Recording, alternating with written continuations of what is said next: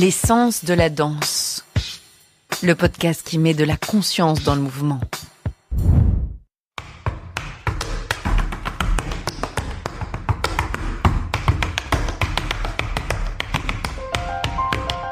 Bonjour à tous et ravi de vous retrouver pour ce 3e et dernier épisode aux côtés d'Aurélien Lehmann. Précédemment, nous avons suivi le parcours singulier d'un artiste autodidacte, amoureux du rythme et des mots, qui cherche à trouver sa voix avec ses pieds. Dans cet épisode, il y est, enfin presque. On le retrouve au Théâtre du Châtelet, seul sur scène, pour un solo de claquettes. Une première dans l'histoire de ce lieu mythique, un moment suspendu, un aboutissement. On l'écoute aussi évoquer ses collaborations avec des pianistes d'exception, ses spectacles, ses voyages, son lien au public et même sa rencontre improbable avec James Cameron. Et si vous aimez ce podcast, si ces voix vous touchent ou vous inspirent, je vous invite à vous abonner, à le partager autour de vous ou à laisser 5 étoiles et un petit mot sur votre plateforme d'écoute. C'est ce qui m'aide à continuer à faire vivre l'essence de la danse et à faire entendre ces récits de mouvement. Allez, c'est parti. On retrouve Aurélien qui nous parle de son tout premier solo au Théâtre du Châtelet.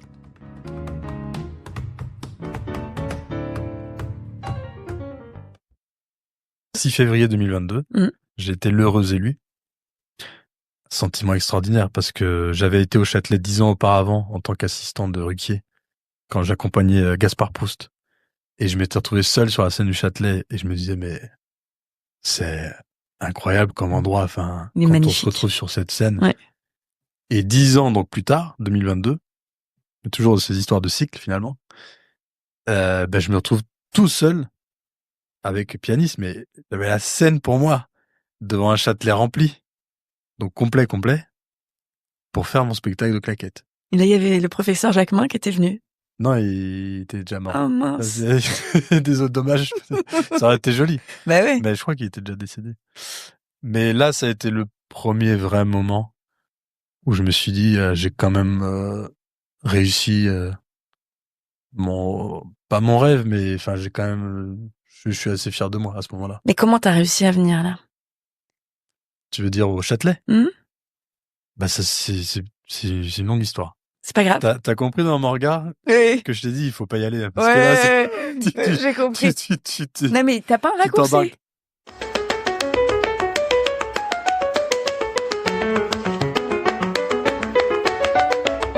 En raccourci, comme je pratique beaucoup le piano, je passe autant d'heures à faire du piano que des claquettes. J'ai découvert une partition de Domenico Scarlatti, compositeur baroque. Et en déchiffrant la partition de Scarlatti, je me suis dit, mais ce serait génial de faire des claquettes dessus.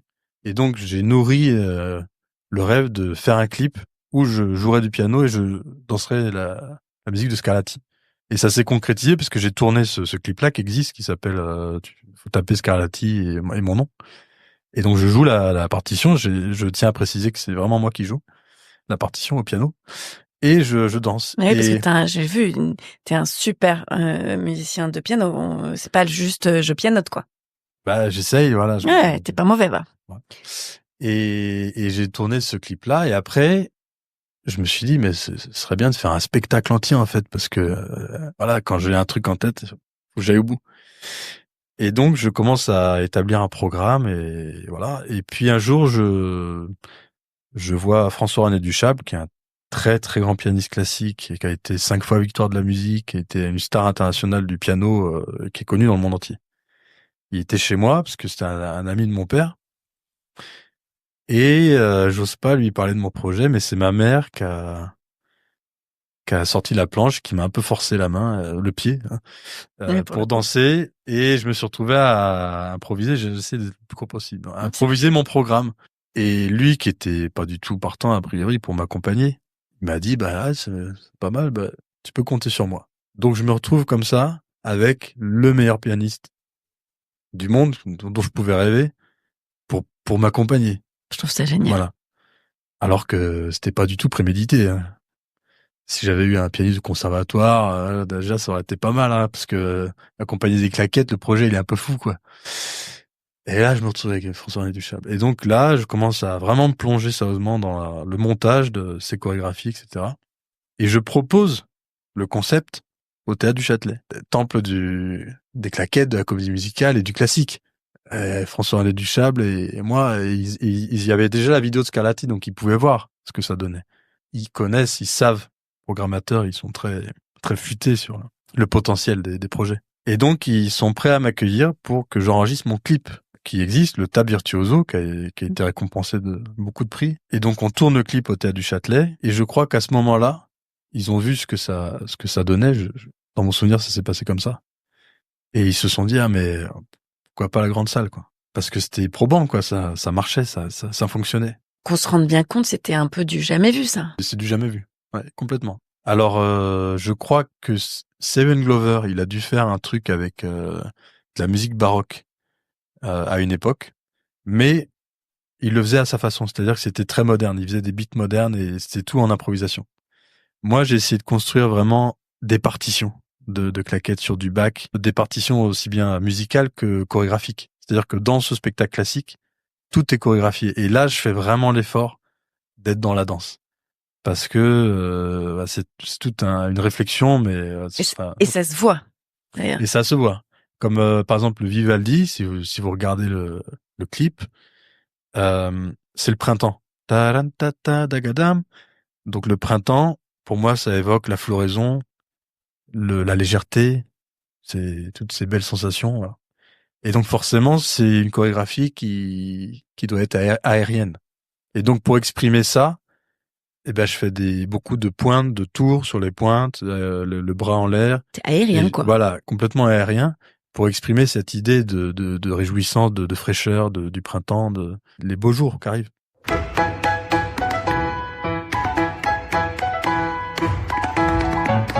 Il y a vraiment une recherche chorégraphique. Donc c'est pas le côté Hoofer à 100% qui serait génial aussi, mais c'est une autre proposition. C'est une autre proposition. Moi, j'ai essayé vraiment de illustrer chorégraphiquement et acoustiquement le propos de la musique. Et toujours en harmonie. Et donc, c'est pour ça que la recherche, elle est aussi extrêmement musicale. C'est-à-dire que je pouvais passer des semaines à chercher le bon rythme pour une mesure. Je me souviens sur la marche turque de Mozart, qui est d'ailleurs sur YouTube. Pareil, faut taper mon nom. Mais je me souviens de mesures où j'ai dû mettre 2 mois avant de trouver le pas, la formule rythmique qui me convenait. Et je pouvais passer des heures, 3-4 heures à chercher comme une obsession et sans trouver. Et il y a encore des parties de ce spectacle. J'ai des moments d'incertitude. Je sais que j'ai pas encore la formule. C'est pas abouti.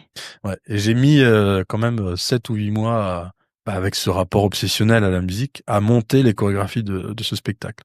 Donc vraiment un gros travail de fond. Ouais. Et aussi technique parce que du coup je me retrouvais avec cette date au Châtelet. Je me retrouvais un petit peu devant le fait accompli. C'est-à-dire que je devais assumer mon rôle de soliste. Donc c'est-à-dire ça implique un niveau virtuose pour faire le Châtelet. Voilà, on peut pas se contenter d'être danseur de troupe. Et donc là, ces 7 mois-là, j'ai charbonné, quoi. Ouais. 7 mois. Il n'y a pas le choix. Mais en même temps, vu l'exigence que t'en as, t'aurais pu rester pendant des années et te dire qu'il est jamais abouti. Complètement. C'est souvent comme ça que ça fonctionne. C'est pour ça que c'est important, et ça concerne tous les danseurs, tous les artistes. C'est important d'avoir des dates. Des échéances, parce que c'est ça qui fait grandir. C'est ça qui fait travailler. Je veux pas dire dans le côté revenu, salaire intermittent. Je parle pas de ça. Mais dans le sens grandir en tant qu'artiste, c'est les échanges qui font ça et c'est les opportunités qu'on a. Donc c'est important de donner la chance même à des artistes qui sont pas encore au niveau auquel on les attend, mais c'est le fait de leur donner leur chance qui va leur permettre de grandir. Là, je parle à tous les programmateurs.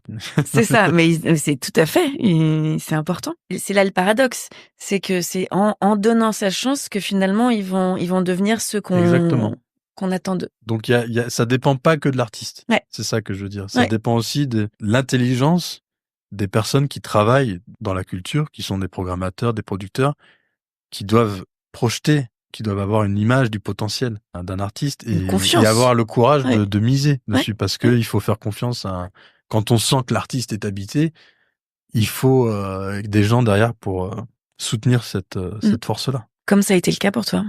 Moi, j'ai eu cette chance-là. Avec le Châtelet.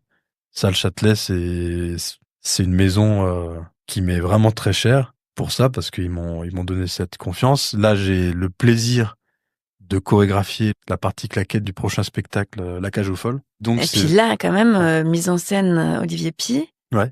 Avec Laurent Lafitte. Laurent Lafitte, ouais. J'ai fait passer les auditions. C'est vrai? Et c'est ça, l'ironie de l'histoire et de malin plaisir que j'y prends, c'est que je fais passer des auditions à des danseurs de métier et qui pratiquent la danse depuis leur plus jeune âge la plupart du temps.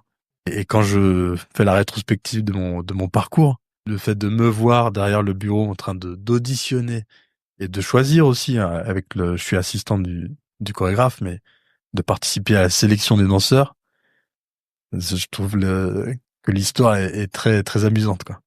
Mais parce que là, La Cage aux Folles, ça va être donc du théâtre, mais avec des... Il y a un gros numéro de claquettes. D'accord. En fait, c'est une comédie musicale. Ok. C'est pas la pièce de théâtre. Ouais. On connaît moi aussi, j'étais surpris quand ils m'ont ouais. proposé de devenir chorégraphe claquette. Je m'attendais pas à ce que ce soit un musical. Mais en fait, ça a été un musical à succès dans les années 80 à Broadway. Donc, c'est une reprise. Et la partition, il y a un tube qu'on connaît très bien, c'est I Am What I Am. Mmh. Voilà, je sais plus qui chante ça, mais ça a été écrit pour ce musical. D'accord. Donc là, ça va être joué. C'est fin de l'année.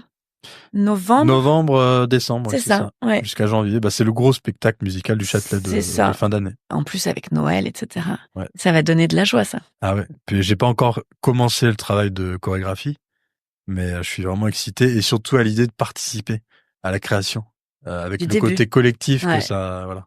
Ça retrouve ton rugby que tu aimes tant et les valeurs.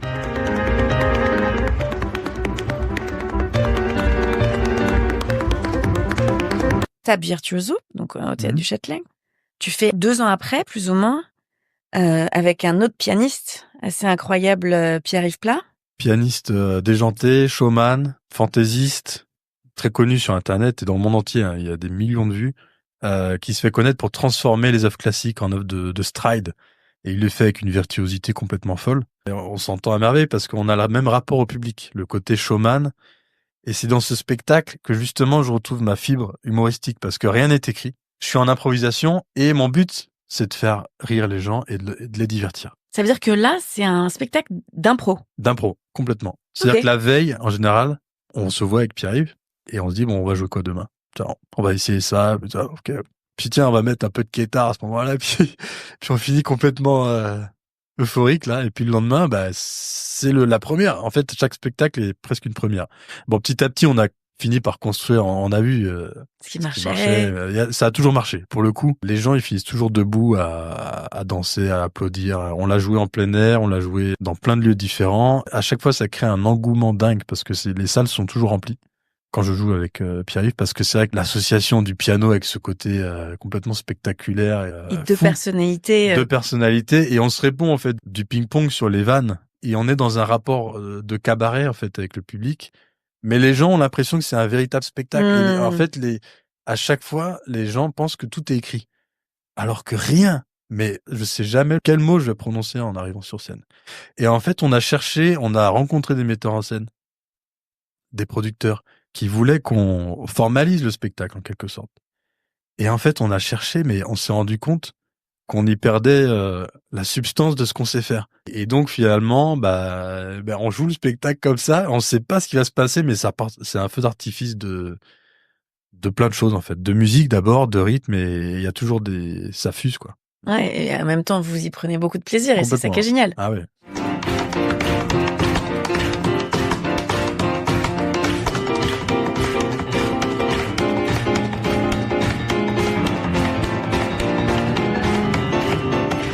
J'ai un petit fait pour à la table des dieux que je n'ai pas vu, hein. Mais quand je lis un peu le pitch, ne fronce pas tes yeux comme ça. Non, je m'attends. Ça me fait plaisir déjà que le concept te plaise. Ah ouais, vraiment. Alors, composé en 12 tableaux d'inspiration mythologique, donc là on retrouve aussi ton goût pour ta mythologie. Cette rhapsodie virtuose raconte le chemin de l'homme à travers les âges. Dans ce spectacle, les pieds incarnent les tambours du temps. Alors ça me plaît. Et le piano, la voix des muses, déesse de la mémoire. Une performance sonore et visuelle inédite à portée universelle. C'est un peu le résumé de l'interview qu'on vient de passer. On peut commencer par ça, en fait. Et en fait, on aurait été beaucoup plus court. Hein? c'est Ouais, sûr. non, mais la prochaine fois, je ferai ça. Mais voilà, c'est-à-dire que les pieds incarnent les tambours du temps. Mmh. Alors ça, comment tu fais? Parce que tu disais que c'était ce spectacle-là où déjà, t'as pas forcément de chaussures Ouais. et où ces tableaux, quand on parle de 12 tableaux, explique-moi un peu plus. Parce que ça m'intrigue, en fait. C'est le spectacle qui, je pense, m'est le plus personnel, c'est-à-dire, je me mets à nu, en fait, dans le sens figuré. Ça viendra peut-être un jour, hein. Ah, t'étais déjà en Mais short dans le truc, ouais. ça va venir. Mais je me mets vraiment à nu. C'est une création, c'est-à-dire que c'est de la musique originale. Franck Monbellec est un compositeur génial, et je pèse mes mots. Donc c'est une interaction permanente entre deux esprits qui rêvent de mythologie, deux esprits qui enquêtent, voilà, on sait pas de quoi, mais de vérité, de sens. Et j'ai écrit ce spectacle en me basant sur tous mes souvenirs de ce que j'ai enseigné moi-même de mythologie, et ce côté, je vais reprendre le terme, mais sacré des histoires que les mythologies racontent. J'ai une vénération pour Jean-Pierre Vernant, qui était un très grand helléniste, professeur au Collège de France, qui racontait les mythes. Et j'ai voulu, en fait, tout mettre de moi, de mon rapport à l'histoire, à la littérature, de mon rapport intellectuel, spirituel, dans ce spectacle, à travers les claquettes et à travers cette histoire mythologique. Et en fait, je dis que c'est le spectacle le plus personnel parce que quand je danse dans ce spectacle, je suis littéralement transporté. C'est-à-dire que je maîtrise pas forcément ce que je fais. Je me laisse traverser par les tableaux, parce que ce sont évidemment donc 12 tableaux mythologiques qui racontent des grands archétypes de la mythologie. Donc il y a la création du monde, il y a l'âge d'or, la chute. Donc ce sont des thèmes extrêmement forts, mais qui ont forcément une résonance en nous, parce que je pense je vais pas faire de la science des mythologies, mais ou du Jung, mais je pense qu'on a tous une part des sédiments de cette histoire-là mythologique en nous, et on a tous des souvenirs. C'est même maintenant plus ou moins déjà démontré, hein, Oui, voilà, et de manière génétique. complètement. Mmh. Donc ça fait écho à quelque chose qu'on a en nous, et donc je me laisse traverser complètement par la musique de Franck Monbellec, qui est extraordinaire, et encore une fois je pèse mes mots, par cette ambiance, cette atmosphère. Tout passe de manière très naturelle en moi et produit des résultats qui sont de l'ordre du merveilleux. C'est-à-dire que je contrôle pas vraiment ce que je fais dans ce spectacle, et on atteint, je pense, à une forme de sublime, poétique, spirituelle, par cette fusion, en fait, des sens et de l'histoire et de la musique, le mouvement. C'est vraiment, on est en recherche d'art, en fait. On cherche à exprimer l'art dans tout ce qu'il y a de plus pur et de plus simple, en fait, parce il y a que un piano. Pour ça qu'on a appelé le duo Hands Feet Connection. Il y a juste un piano et deux pieds. Mais à travers ce dialogue, il y a tellement de choses qui passent, et c'est complètement incandescent. Et ce qui est magique et merveilleux, c'est que à travers la narration du spectacle et à travers ce qui se passe dans notre rapport, notre dialogue avec Franck Monbellec, et ben le public est complètement emporté. C'est ce qu'on a remarqué quand on a joué le spectacle, c'est que ce merveilleux-là, en fait, il a une réalité, Bah, il bien a sûr. atteint le public, Mmh. alors que ça passe par les pieds. Il y a rien de verbal là-dedans. Mais on a déjà atteint cette forme de sublime, et qui est pour moi la consécration ultime en tant qu'artiste. C'est un sentiment extraordinaire. C'est vrai que je l'aurais pas évidemment avec le spectacle, le swing avec Pierre-Yves Plat. Je suis pas dans cette recherche-là. Mais non, t'es dans le recherche, là, c'était de la joie et tout. Voilà, C'était chaque du spectacle. divertissement. C'est ça. Mais là, avec Franck Monbellec, le spectacle à la tête des dieux, parce que c'est à la fois très personnel par rapport à ce que j'ai écrit pour illustrer les tableaux, les spectacles, par rapport à ce poids des mythologies qui nous habitent tous, et par rapport à la beauté de la musique et à ce qui passe en moi à ce moment-là, et le côté complètement improvisé de la performance. Rien n'est chorégraphié. Une toute petite section qui est chorégraphiée. C'est vraiment un spectacle où la magie opère. C'est-à-dire, moi, je suis transporté. Et c'est de l'ordre du divin, c'est de l'ordre du merveilleux. Et donc, en fait, c'est pertinent avec le sujet, en fait, parce qu'on touche à des sentiments qui sont quasi mythologiques, quoi, presque héroïques, j'ai envie de dire, Enfin voilà, c'est un spectacle ouais, merveilleux. En tant que tap dancer, en tant que personnalité, on va dire, intéressée par tout ce qui est de l'ordre du sensible, des idées, bah c'est extraordinaire quoi de pouvoir faire ce genre de spectacle. Et là, t'es le oufeur en plus, t'es pas que le Complètement. claquettiste. Là, c'est ouf, à 100%. C'est-à-dire que j'ai une petite planche qui se réduit à 3 fois rien, c'est 1m30 sur 1m50. Donc, mon espace donc c'est que de la percussion. Et on est dans une recherche de son. C'est-à-dire que l'émotion, et c'est ça la magie du tap dance aussi. L'émotion, elle va passer par le son que reçoivent les gens. Et c'est ça qui va les captiver. Et en fait, c'est comme une narration. Parce que dès lors que je vais commencer à danser, les gens vont suivre le texte. Et parfois le sous-texte qu'il y a dans mes rythmes. Et les blocs, parfois, que je vais installer. Et donc, c'est comme un discours. C'est comme si on faisait passer le langage, voilà, sous une forme rythmique. Et tout ça qui est nimbé de musique, de piano. Mais je sais que l'émotion passe à ce moment-là. Et il n'y a pas plus grande satisfaction, il n'y a pas plus grande reconnaissance aussi. C'est le Graal. Pour un woofer, voilà. Bah ouais, c'est le Graal. Complètement.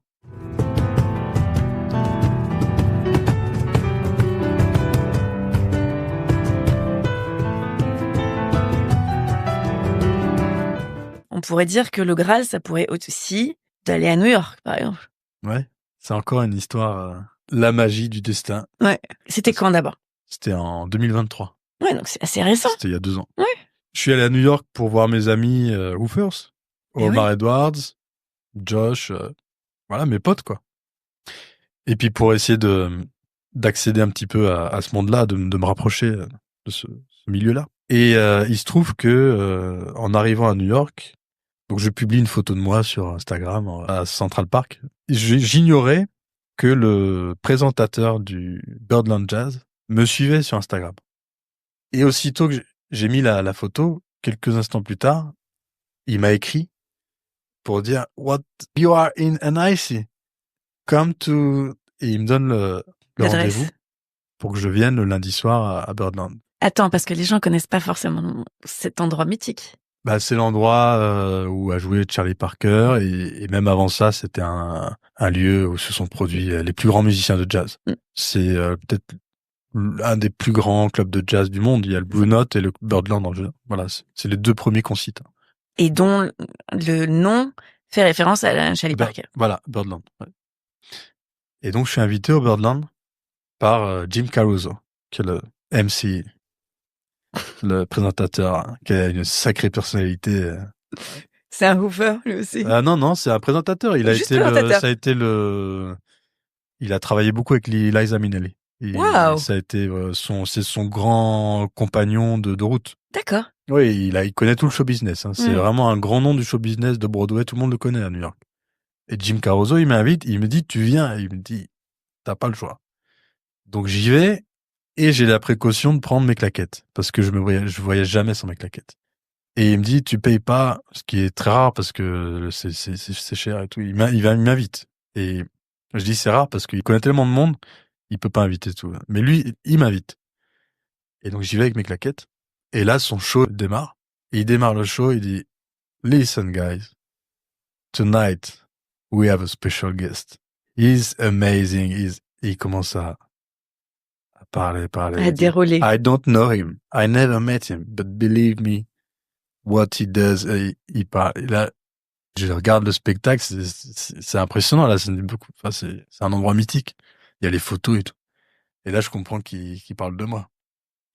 He's coming from France. Il prend le temps parce qu'il savait que je devais te préparer, mettre tes chaussures. Ouais. Et je sais même pas comment il a su que j'avais mes chaussures. Ou alors peut-être qu'il en a, je sais pas comment il a su. Ah, peut-être que je lui ai dit en arrivant, peut-être. J'ai dû lui dire, je me souviens pas. Mais il m'annonce en premier pour faire l'ouverture Et donc là, boum, Aurélien Lehmann. Et je monte sur la scène du Birdland Jazz. Comme ça. Rien n'était préparé. Et je me retrouve dans le temple du swing, du jazz, avec mes claquettes. Et il avait la petite planche, 3 fois rien. Il sort comme ça, il avait préparé pour moi. Et là, je fais une improvisation, mais au top. C'est-à-dire que au niveau où j'étais à l'époque, c'était vraiment super. Et le public américain, waouh, à chaque fois que je termine un truc, waouh, je sens l'enthousiasme des Américains qu'on connaît pas ici. Ouais. Ah ouais? Là-bas, ah non, c'est impossible en France. En France, les gens vont réagir par admiration. Mais là-bas, c'est, ah putain, ça swing, c'est dans le sang. Ouais. Et donc, dès que tu swing, dès que tu sors un truc un peu flash et tout, tu les emportes, ça réagit. C'est comme rouler en Ferrari, quoi. Ou dans une Chevrolet. C'est vous, ça part direct. C'est nerveux et c'est une puissance. Et donc, dès que ça swing un peu, que t'envoies, le public, il réagit. Ils ont ça, ils connaissent, quoi. J'ai jamais ressenti ça en France. C'est triste à dire, mais bon, peut-être un jour ça viendra. Mais là-bas, voilà. Donc, je suis sur ma bécane, là, ma Harley Davidson, et je fais 2 minutes 30 d'impro, mais au top. Et donc, sans musique, sans rien. Si, avec, parce qu'il y avait un trio. Ah, d'accord, donc, je sais pas, moi, je suis pas au courant, alors. C'était drôle, d'ailleurs, parce que j'arrive et il dit, what do you want to play? Et je dis, bah, je sais pas, music. Et donc, ma réponse, ça fait marrer parce que mon petit accent français, c'était inattendu. Les mecs qui passent au Birdland, c'est des mecs qui sont affûtés et quand ils arrivent sur scène, ils savent exactement ce qu'ils vont jouer. Ouais. Et ils vont pas, bah, je sais pas, juste, tu peux jouer de la musique. Et donc, j'ai bien démarré parce que ça les a fait marrer, quoi. Et, la réaction de Jim Caruso était, il était mort de rire à ce moment-là parce que il s'attendait pas à cette réponse. Mais, donc, il lance la musique et sur un thème que je connais à peine, hein, et je fais une super improvisation et donc à la fin, ovation, c'était génial, quoi. J'étais même pas prêt pour ça, mais c'est sorti tout seul. Comme ces moments magiques, quoi. Ça sort quand ça doit sortir. Et là-dessus, dans la salle, il y a beaucoup d'artistes de Broadway. Il y avait 2 artistes qui préparaient un show le lendemain au 54 Below, qui est aussi une très grande scène de jazz. Il dit, il faut que tu viennes demain. Et hop, le lendemain, paf, je me retrouve sur la scène du 50 Bar. Et en fait, et Jim Caruso m'avait dit à ce moment-là, mais your place is in NIC. Il m'a dit, il faut que tu sois à New York. Et c'est vrai que j'ai senti en quelques jours, hein, que si je devais rester là, mais il y avait plein de trucs à faire. Enfin, ça, en 2 jours, j'avais déjà 2 contrats, quoi. C'était un truc de malade. Ouais. Mais qu'est-ce qui t'en empêche? Bah après, j'ai certainement dû rentrer parce que j'avais des dates. Paris, après, bah, beaucoup de choses. Je pense que j'avais pas suffisamment confiance en moi techniquement et tout pour vraiment aller affronter New York, mais aujourd'hui je l'ai. Je sais que je peux rivaliser, je peux me mettre au niveau, enfin, je suis au niveau de ce qui se fait de mieux tap dance. Mais à l'époque, j'étais peut-être pas encore assez sûr. J'exclus pas la possibilité de le faire un jour.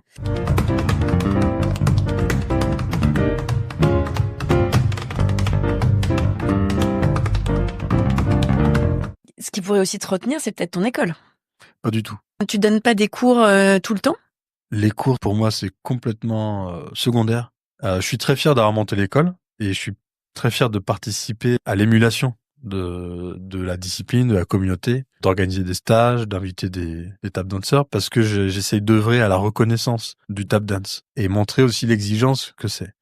Et puis j'aime bien aussi transmettre, mais je le fais pas par passion, mais je le fais juste par plaisir. Et puis parce que donner un cours, c'est aussi être devant un public, donc ça permet d'échanger. Mais c'est pas du tout quelque chose auquel je suis vraiment attaché. J'aime bien les gens, les élèves, etc., le rapport humain, mais l'école en soi, c'est pas quelque chose qui me retient. Donc effectivement, si t'as envie de te rapprocher de ton idole. Mais je sais aussi que là-bas, la vie de tap dancer, c'est à la dure. C'est-à-dire que l'avantage que j'ai ici en France, c'est que je suis un peu le seul. Eh oui.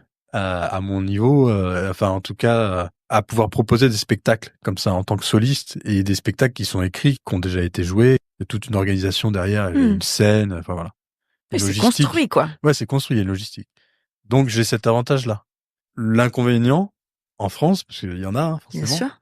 Malgré ce statut, après avoir fait le Châtelet et malgré toutes les vidéos que j'ai faites, les claquettes sont tellement marquées de clichés que c'est difficile. C'est extrêmement difficile de convaincre des programmateurs de théâtre, de salles, d'acheter un spectacle de claquettes parce que c'est connoté un peu vieillot parfois.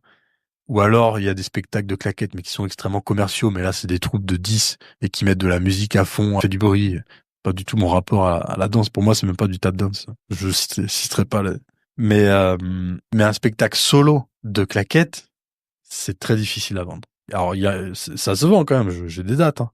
Mais il y a toujours un petit écueil par rapport à ça en France. parce qu'il n'y a pas la culture du tap dance et on n'a pas encore changé suffisamment la mentalité par rapport au tap. Je parle du tap dance solo. Je parle pas des spectacles de troupe. Le Celtic Legends, c'est même si c'est claquette irlandaise, mais il y a le mot claquette, ça remplit les salles. Mais parce qu'il y a cet effet de masse. Bien sûr. Ou la comédie musicale. Mais ça n'a rien à voir avec mon approche, finalement, du tap dance. Du woofer. Du woofer, voilà. Et donc, il faut toujours convaincre les gens. Par exemple, un spectacle comme À la table des dieux. Mythologie, musique originale, une planche, un programmateur a du mal à imaginer ce qui peut passer pendant ce spectacle. Ce qui peut se passer dans la tête des gens, ce qui peut se passer viscéralement. Donc c'est un avantage d'être un peu seul pour le moment. Il y aura peut-être d'autres, j'espère, d'autres qui le... Et peut-être des femmes, comme tu disais. Sûrement des femmes, ce serait bien. Mais le marché est pas là. Moi, je suis dans une approche d'entrepreneur, en fait, puisque je crée mes spectacles pour après essayer de les vendre. Mais je suis obligé d'être dans cette démarche parce que ça va pas venir à moi. Personne n'attend, après un spectacle de claquettes, personne va venir me demander. Malgré ton niveau et malgré le statut quand même d'un des meilleurs claquettistes en France. Malgré tout ça. Donc, c'est jamais acquis. C'est toujours... Il y a eu toute cette époque d'apprentissage. J'ai grandi, qui est jamais terminé. Hein. On continue toujours, on apprend toujours. C'est pour ça que je m'entraîne tous les jours. Hein. Mais attends, j'ai vu justement dans un des reportages, ta journée, elle est juste hallucinante. Ben là, je commence à. C'est pour ça que je bois un petit verre de rouge en fin de journée, ça. Oh, c'est normal, ça.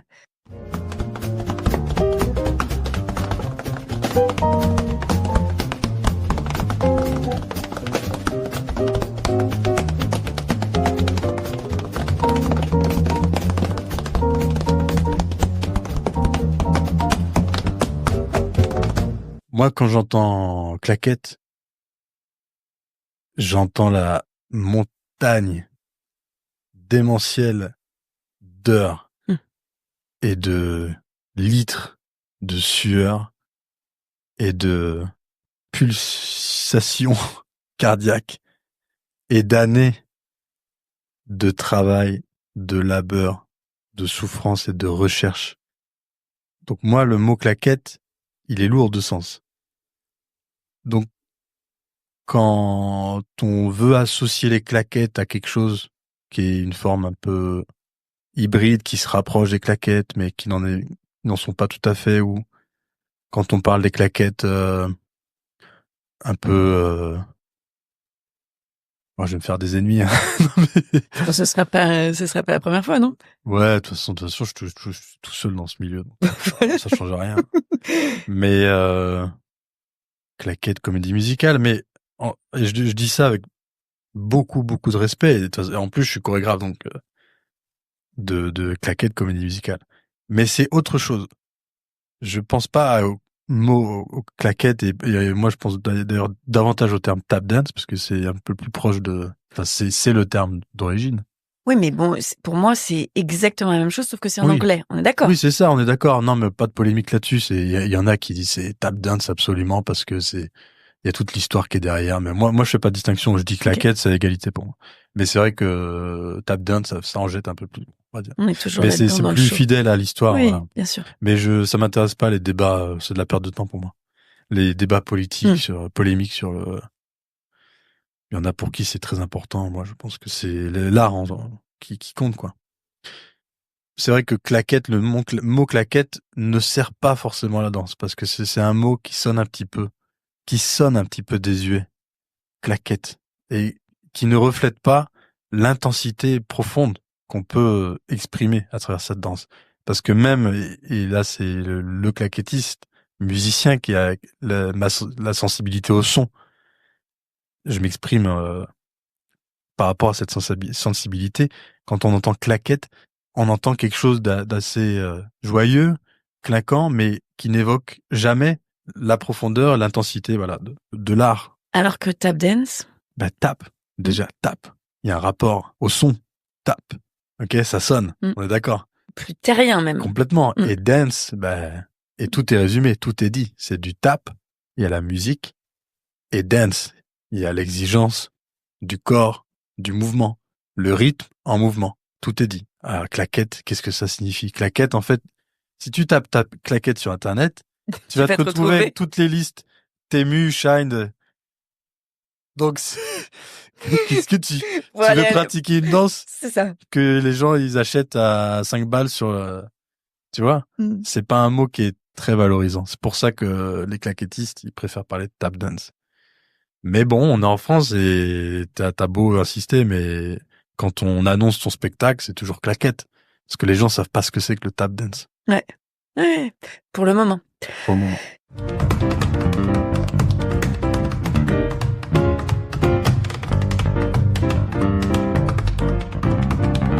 Si on résume, t'as fait quand même le Châtelet, t'as fait des super spectacles qui ont reçu en plus l'adhésion de beaucoup. T'as eu des prix pour des clips.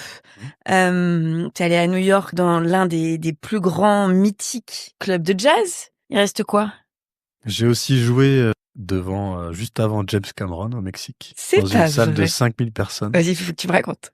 J'étais invité à un très grand festival au Mexique avec des très gros moyens, une salle énorme, 5000 personnes. Il m'avait repéré pour Tab Virtuoso, donc je devais faire 13 minutes.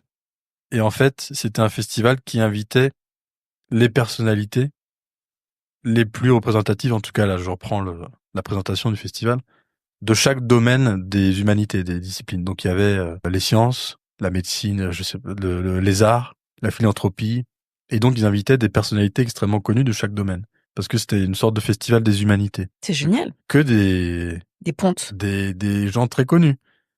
Et donc il y avait James Cameron qui représentait l'art du cinéma. Je sais plus ce qu'il représentait exactement. C'était des moyens colossaux. C'était la première banque du Mexique qui finançait l'événement. C'était un événement national. Et dans l'auditorium, là, immense, j'avais ma tête, mon portrait imprimé en géant à côté de James Cameron, et je représentais la culture. Rien que ça. Hein. Et donc j'ai fait mes 13 minutes d'extrait de Tab Virtuoso devant tous par terre de personnalités. Dont James Cameron était là. C'est vrai? Oui. Et je l'ai même croisé en fait après. Dans les coulisses. Faut s'imaginer à l'ouverture à la Star Trek des trucs. Il m'avait construit une scène. Il y avait des images sur moi c'était des caméras de partout. Vraiment un Super Bowl quoi de la culture, des humanités on va dire. Et tu te souviens du nom du festival? Festival de las Ideas. Et James Cameron, je l'ai croisé, donc c'était après ma prestation, j'étais dans les loges. Je sais pas pourquoi, j'avais dû passer du temps à flamber, et donc je me changeais. Et donc James Cameron est arrivé, il a juste traversé les loges.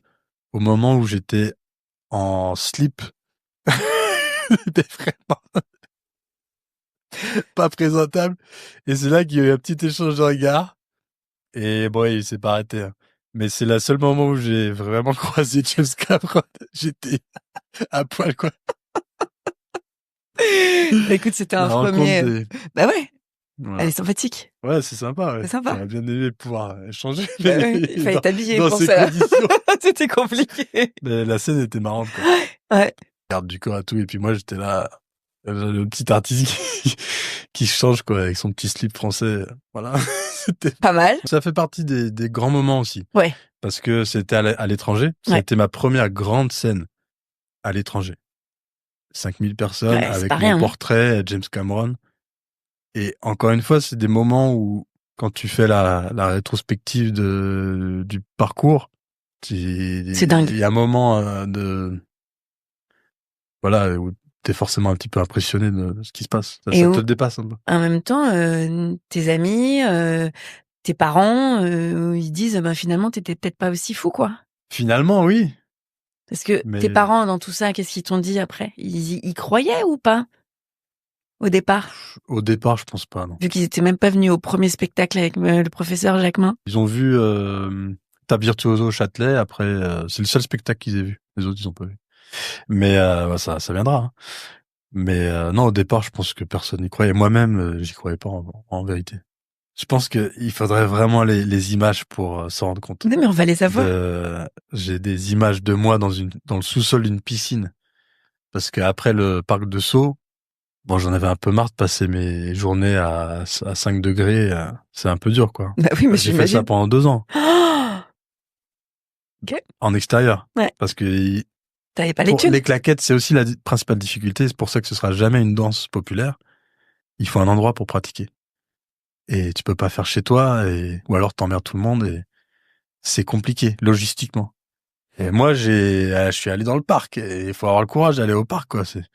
Et de passer pour enfin voilà, faut oser. C'est pas facile d'oser se montrer comme ça, de pratiquer. Et c'est Dans pas ta vulnérabilité, en plus. Voilà, en plus, parce qu'on apprend. Donc, les gens, ils ont une attente par rapport aux claquettes. Vas-y, fais le show. Bah non. Donc, faut oser. Et donc, je me suis retrouvé après le parc, j'avais trouvé le sous-sol d'une piscine. Donc, un endroit assez glauque. Mais c'était mes nuits du sous-sol, comme chez Dostoïevski. En claquette. Donc, je faisais résonner le sous-sol de la piscine. Et donc, j'ai des vidéos de moi en train de m'entraîner, et quand on les regarde vraiment, mais là, je suis Très sincère. complètement sincère. On On se dit se pas. dit, mais il faut qu'il arrête tout de suite. Ou alors, il faut qu'il aille se faire soigner. C'est pas possible. Mais vraiment. Oui, je te crois. J'aimerais bien les voir quand même.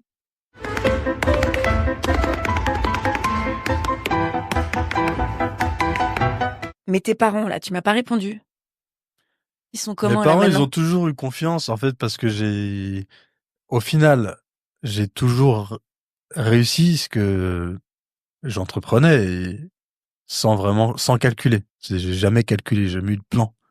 Donc, presque complètement bohème, j'ai envie de dire. Tout ce qui m'est arrivé, c'est parti d'inspiration assez spontanée. Mais t'as eu des Subi. moments, comme tu disais, un petit peu de doute ou où où t'étais un peu paumé. C'est toi qui disais ça. Oui, d'une grande période. Ouais. On parle de 10 ans complètement quand largué. même. Ouais. Oui, C'est pas je rien. pense que 10 ans, facile. Ouais. Ouais. C'est pas facile, évidemment, comme on s'en doute. Mais si on parle de mes parents, ils ont toujours été d'un soutien sans faille. Je dis pas qu'ils étaient convaincus que j'y arriverais, mais je pense que le rôle des parents, c'est d'avoir confiance, d'abord. Et voilà, et ça suffit, en fait. De savoir que les parents, ils ont confiance, c'est Ça te porte. la meilleure chose, voilà, Bien sûr. que les parents puissent transmettre. C'est la confiance, quels que soient les choix, les décisions.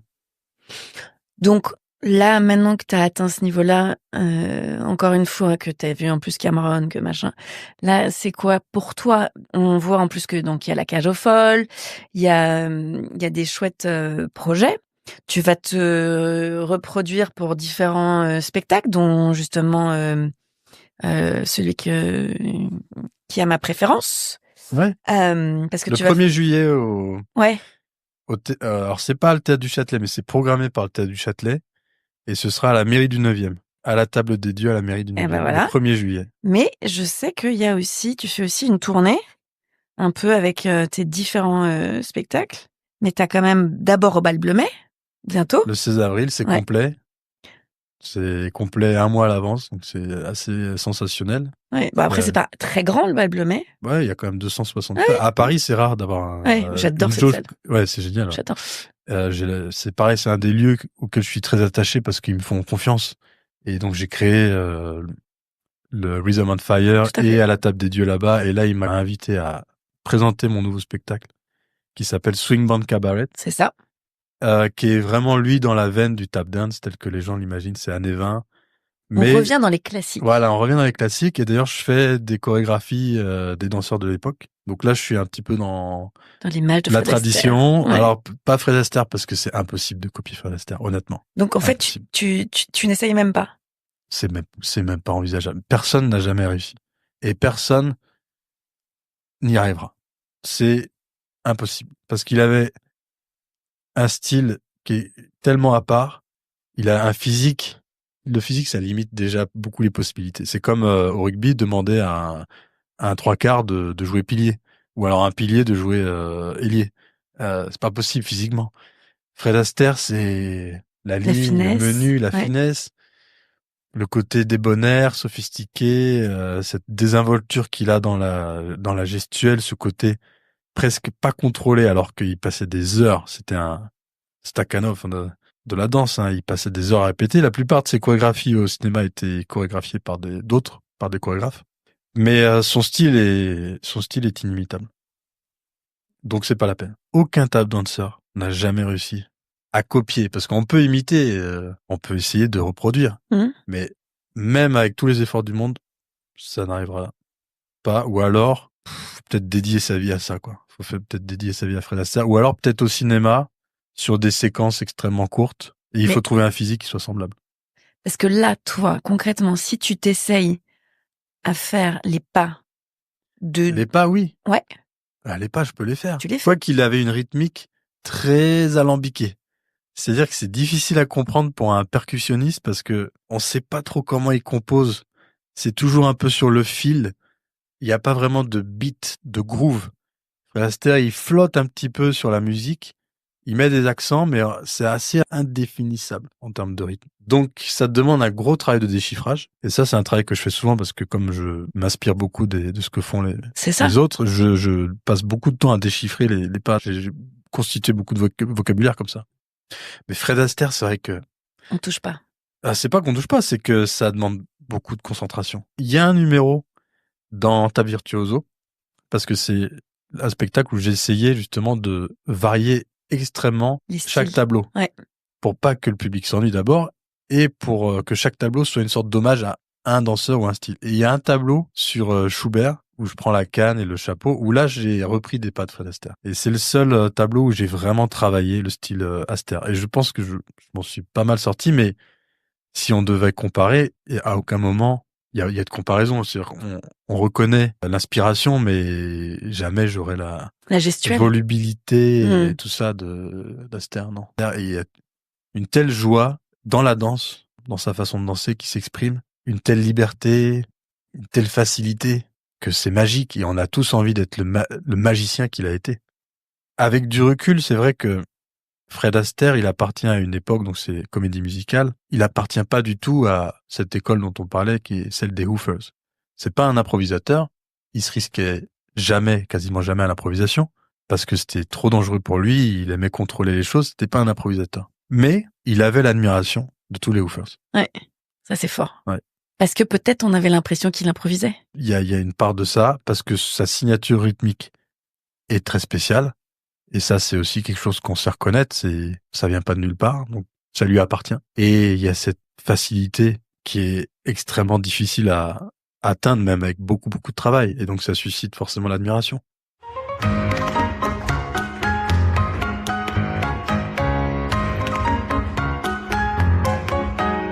Bon, et donc toi, alors, dans tout ça, qu'est-ce qu'on te souhaite maintenant? Parce que là, donc, effectivement, avec le Swing Band Cabaret, la Cage aux Folles, ça c'est nouveau pour toi. Complètement. Je suis vraiment excité à l'idée de participer à la création d'un spectacle, d'un musical au Châtelet. Ouais, et puis encore une fois, avec un metteur en scène, Olivier Pic, qui est super sympa.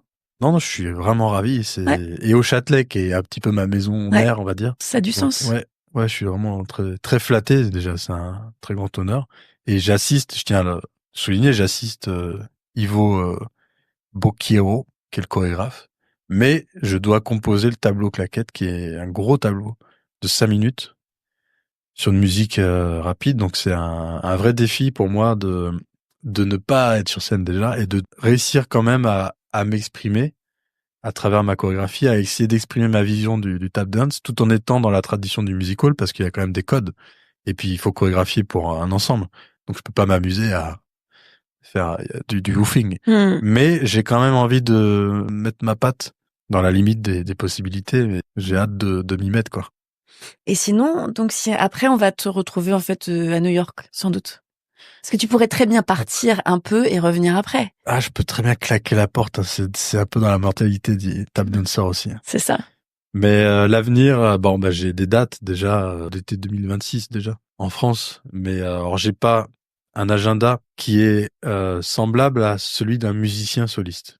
Ce qui est frustrant parfois, c'est que malgré le niveau et la virtuosité musicale que j'ai acquise, on n'a pas la considération qui est celle d'un musicien soliste, qui est celle d'un pianiste ou même d'un violoniste qui vont tourner sans arrêt parce qu'ils ont ce statut de soliste. Comme la case, elle n'existe pas en tap dance, on ne connaît pas tap dancer soliste, on est obligé de toujours attendre des dates.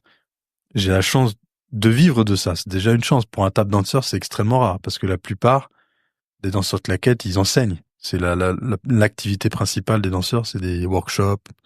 Mais les danseurs solistes, c'est extrêmement rare de tap dance. Et je parle pas qu'en France. De vivre de la scène en tant que tap dancer, c'est quand même extrêmement rare. C'est réservé à une infime partie des tap dancers.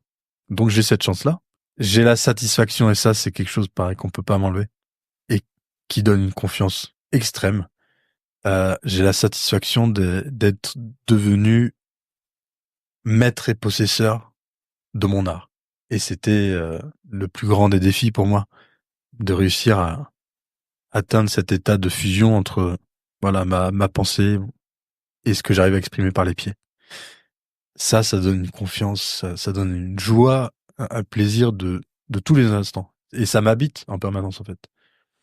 Donc ça, c'est une réussite. Et au-delà de l'aspect artistique ou professionnel, c'est ancré en moi, personne ne peut me l'enlever, et j'ai ce pouvoir-là, c'est si on devait parler dans ces termes-là, qui est en moi. Et je sais que je peux le sortir dans la rue, comme j'ai commencé dans la rue, je peux le sortir n'importe quand, je l'ai en moi. Et ce qui est génial, c'est ça le propre aussi de la magie de cette danse, c'est qu'on l'a sur soi. C'est un instrument, là même je pourrais danser en basket. Donc il est en permanence avec moi, c'est pas une contrebasse, c'est pas un objet, c'est quelque chose qui est en soi. C'est une musique en fait qui nous habite et qui passe par le corps. Et ça, je crois qu'il y a que le tap dance qui offre cette dimension. Parce qu'encore une fois, même les autres danses percussives, elles sont trop ancrées dans un répertoire. Le tap dance, c'est complètement libre, complètement nomade. Et donc, je pense finalement que si j'ai choisi cette forme d'expression artistique, c'est parce que c'est celle qui me ressemblait en fait le plus. C'est le côté impertinent de arriver complètement libre, avec rien sur soi, mais en fait, on a tout déjà.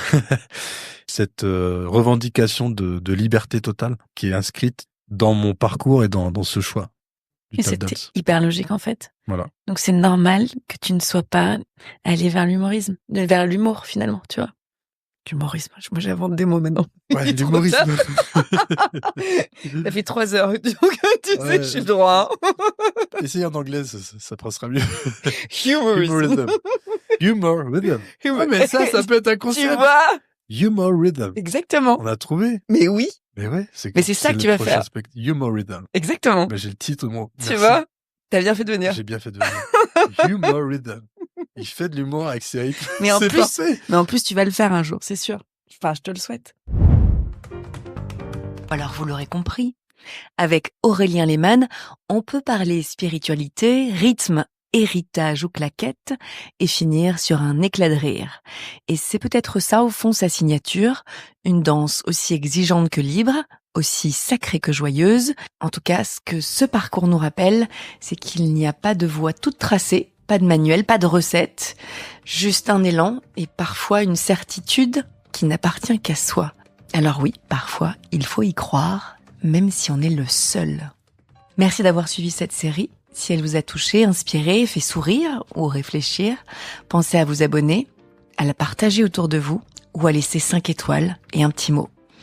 C'est ce qui fait vivre l'essence de la danse. Allez, à dimanche prochain pour une nouvelle histoire en mouvement. Et d'ici là, prenez bien soin de vous.